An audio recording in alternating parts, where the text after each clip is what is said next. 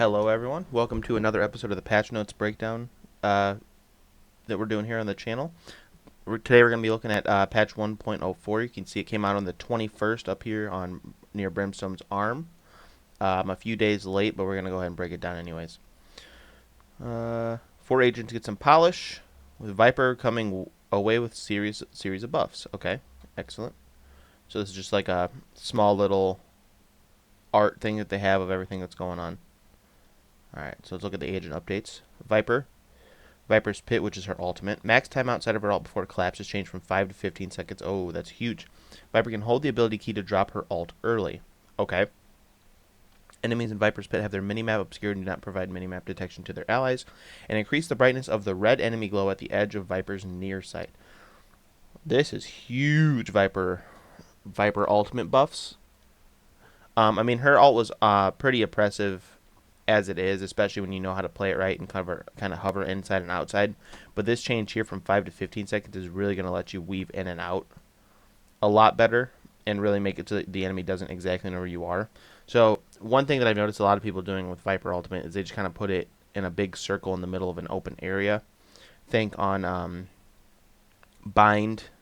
If you plant on B site inside like the actual container thing and then you ult right on top of yourself, it's kind of just this big circle out in the middle of a big open area. So what I've actually liked to see people do is ultimate so that you have most of it out in the big open area, like where we were just talking about B site unbind, but have a few of the corners of it, because you know it's a circle.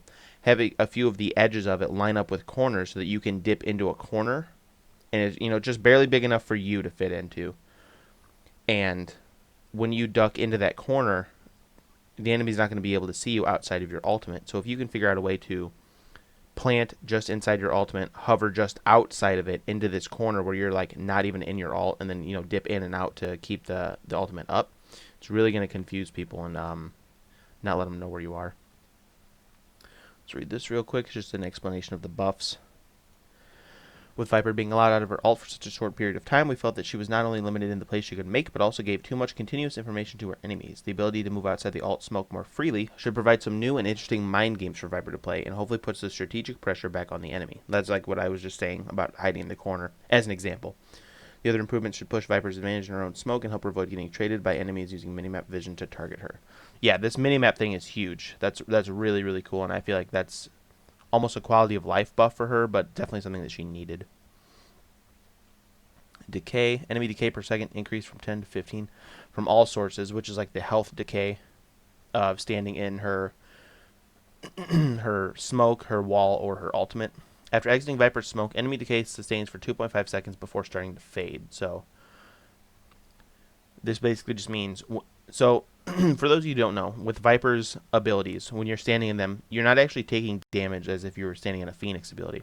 Basically, it's taking your health and it's decaying it down. It'll go all the way down to 1. It's decaying it slowly down and down and down. And so what a lot of people don't understand is when you leave Viper's abilities, you're actually just going to get all that health back.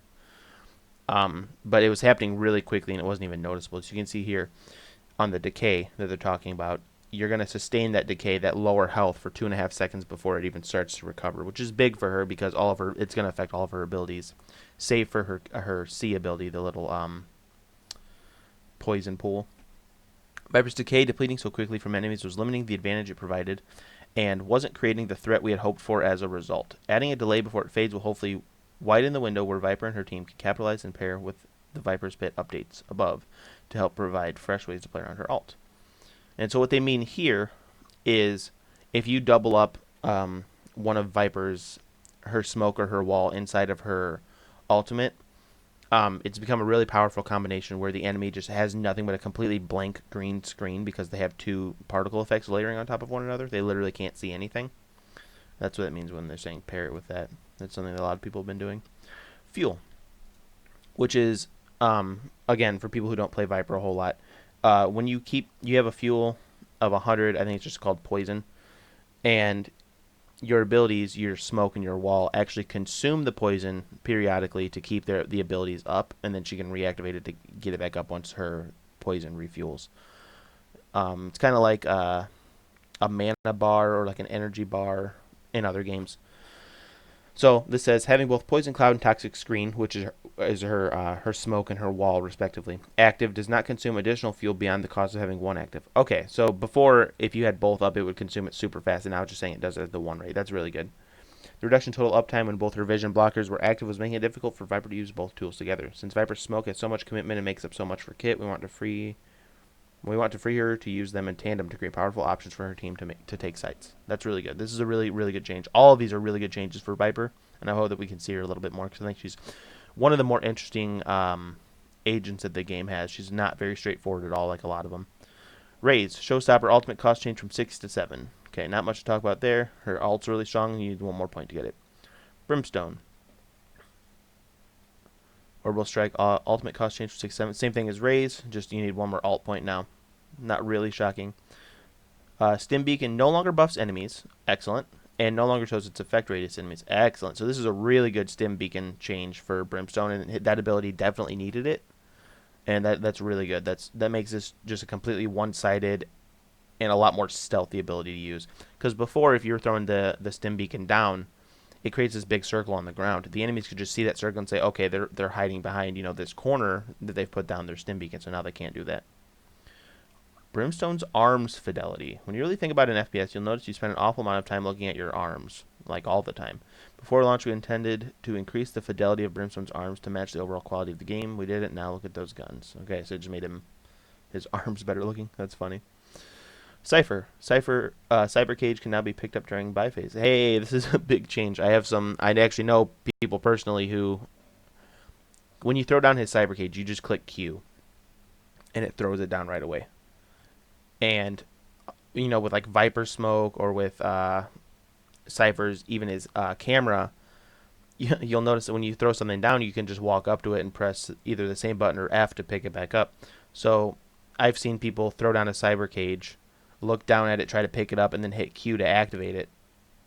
And then they've already wasted one, because you can't if you've bought a charge up to max, you can't rebuy another one because the game has maxed you out at the 2 charges. So this is good. This is just a quality of life buff. Weapon updates to the Classic. Classic right click was the primary bug fix here, but we saw an opportunity to make the weapon behave a bit more consistently.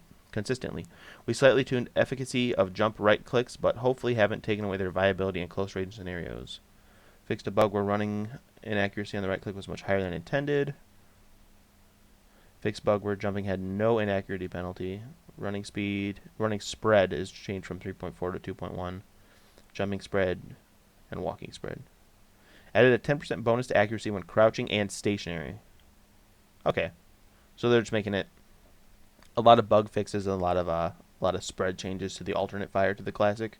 Which, if you've seen my gun breakdown video on the sidearms, I am actually a really big fan of the Classic's right click ability. I think it's really easy to combo with a regular left click and then a right click for 4 shots out really quickly. So if you're crouching and stationary, that's just going to be even better.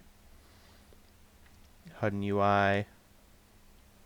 Okay, so this is the buy menu thing that they're making. Or buy menu changes that they're making, which you'll see in some upcoming videos, or if you just play it. Observer minimap vision cones are now colored by team. Okay, this is good for like tournament play. Replace Reina's voiceover for Italian and Mexican. Oh, okay, cool. So this is just like different voiceovers for Italian and Mexican, which is cool. Elder Flame skin adjustments, just volume. Fixed a bug. Enemy footsteps duck cosmetic bus properly. Enemy footsteps will always lower the volume of the skin sound effects that are not important to gameplay, like the flame whooshes, dragon roar, etc. Okay. So this is basically just saying that the noises that were coming out of the gun were being a little bit too loud. You weren't able to hear footsteps, and now they're going to be lowered because of footsteps. Melee inspect animation now has sound effects for level 1 and 2. Okay. Performance updates and bug fixes. So yeah, this is a pretty good patch. Big quality of life change here. A little bit of adjustments for Brim. I'm just going to say adjustment because it's 1 nerf and 1 buff. I guess 2 buffs technically because, they made him buff. But if we're being realistic, we got a buff, we got a nerf. Ray's got a little bit of a nerf, and Viper got some huge buffs, which is probably going to make her significantly more playable. I actually, weirdly enough, This is okay. This is okay. This is definitely a buff, but I think it's the thing that matters the least. It's going to be dependent on how well you're using Viper's ultimate, but her fuel cost right here between the Poison Cloud and Toxic Screen can actually be the biggest buff that we see coming out of this patch, just because the ability to have both of those up without actually having any penalty to having both of them up is humongous, and it's really going to let players who are really good with Viper really cut into the vision that you have without having to like suffer and have their wall and smoke up for only half the time because they had both active. If you an example, if you're on Split, which is the map with sewers and ropes, and you are attacking onto B site, so the defenders have that B heaven that they're looking down on you. There's a trick. You'll see it in my agent breakdown video with Viper, where you can get a wall from the attacker side and spawn blocking the entire entrance onto B site. So basically, if you have that open, and if you throw a smoke down in mid of the same map, you could have both open and sort of block. You can't really block mid with just a smoke, but you can like sort of obscure enough vision that with if your team's not stomping in there, completely sprinting in there, the other enemy team isn't going to know whether or not to watch mid or watch B until you're already on the site. And maybe I haven't I have to re-record the Viper breakdown video because of some corrupted data files, but I'm going to be doing that soon, so maybe I can actually demonstrate that when I go ahead and do that. So look out for that video. Yeah, big buffs for Viper, which is cool because she's a really unique character, and I hope we see more of her. Thanks so much for watching. If you guys have any questions, go ahead and leave them down in the comments below. Check out the other videos on the channel as well. I know we took a hiatus on the channel from uploading some videos, but we're going to get back into it basically starting today with this one. Yeah, again, thanks so much. Like, comment, subscribe, and hope you guys have a great day. Thanks for watching.